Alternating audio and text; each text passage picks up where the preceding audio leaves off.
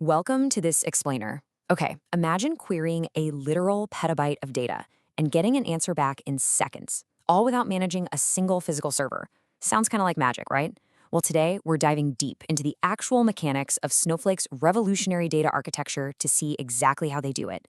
If you've ever wondered how modern cloud data platforms pull off this seemingly infinite scale and concurrency, you are in exactly the right place.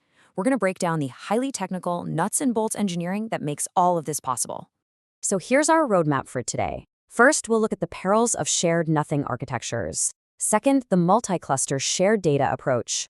Third, we're dissecting the three layers. Fourth, conquering semi-structured data. And finally, we'll wrap up with time travel and cloning. Let's get into it.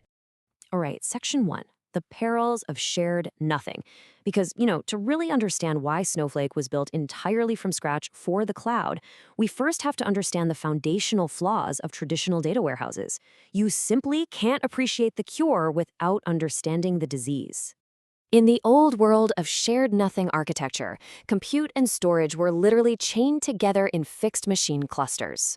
In a legacy system like this, your tables are horizontally partitioned across different nodes. Meaning, if a query needs data that specifically lives on Node 3's hard drive, well, Node 3's processor is strictly responsible for doing that work. Now, that was actually pretty elegant for small, fixed environments, but as your data scales up, this rigid setup creates massive bottlenecks. The fatal flaw here is the data redistribution penalty. You can't just scale your compute without moving absolute mountains of data over the network. If you want to add a new server to handle heavy query load, you literally have to physically shuffle partitions around to balance the new node, which causes crippling downtime. And worse, you can't just shut off unused compute to save money. That completely ruins the whole cloud promise of pay per use. Plus, when marketing is running a massive dashboard and data science is training a model on the exact same homogeneous cluster, they end up fighting for the exact same resources. It's a nightmare.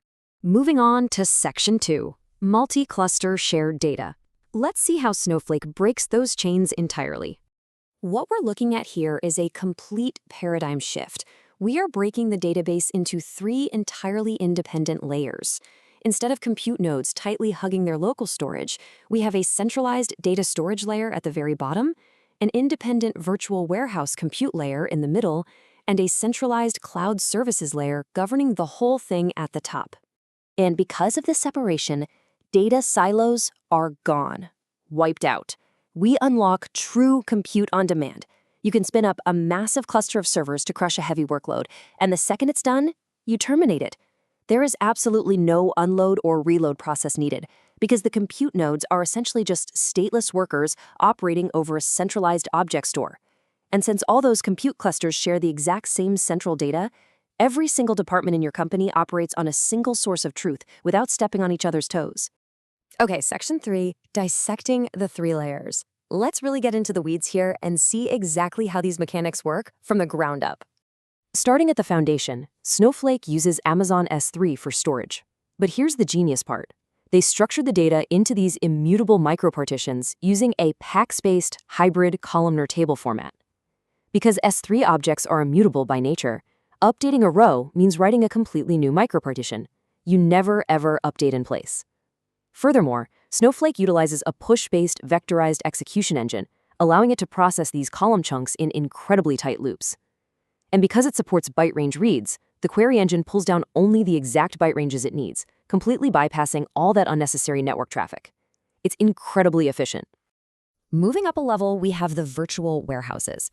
Think of these as pure, independent compute muscle. Because the data is sitting safely down in S3, you can create a dedicated cluster strictly for finance and a completely separate one for data science. No crossover. To guarantee blazing fast speeds, they actually cache the S3 data locally on their own SSDs. Behind the scenes, the system uses consistent hashing to map file URLs to specific worker nodes, which optimizes the hit rate on those local caches. It is multi-cluster execution against shared data, meaning absolutely zero contention between your teams. And at the very top, we have cloud services. This is the heavily multi-tenant, always-on brain of the whole operation. This layer tracks the min and max values and other super granular metadata for those millions of micropartitions we just talked about. When a query comes in, the transaction manager and the sophisticated optimizer use this metadata to perform aggressive pruning. Essentially, it ignores 99% of the micropartitions without ever even scanning them. This invisible optimization is exactly how queries against petabytes of data can finish in mere seconds. All right, Section 4, conquering semi-structured data.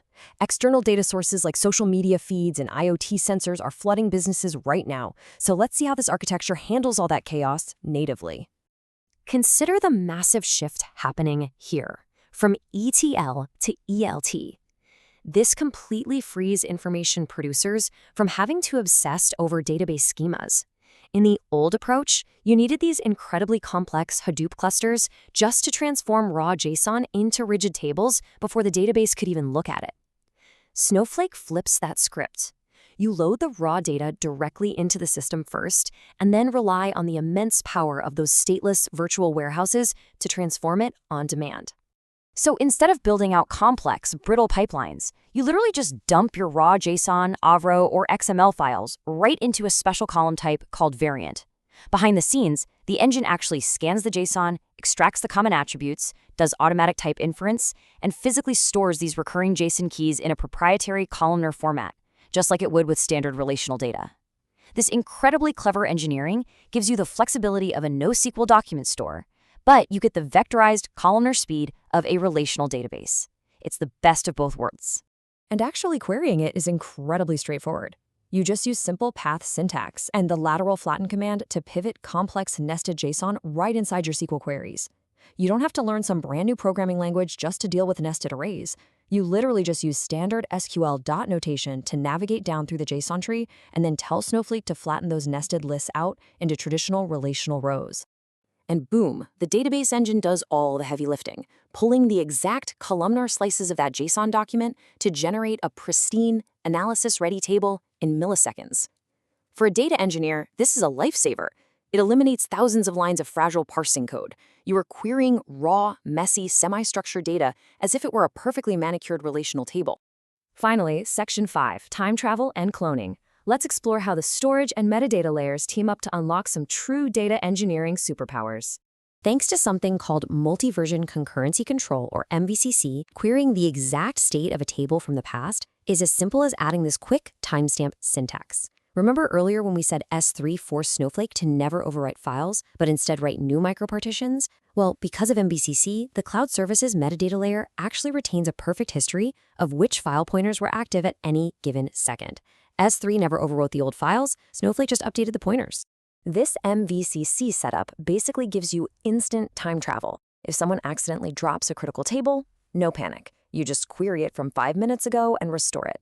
But even cooler, it enables zero-copy cloning.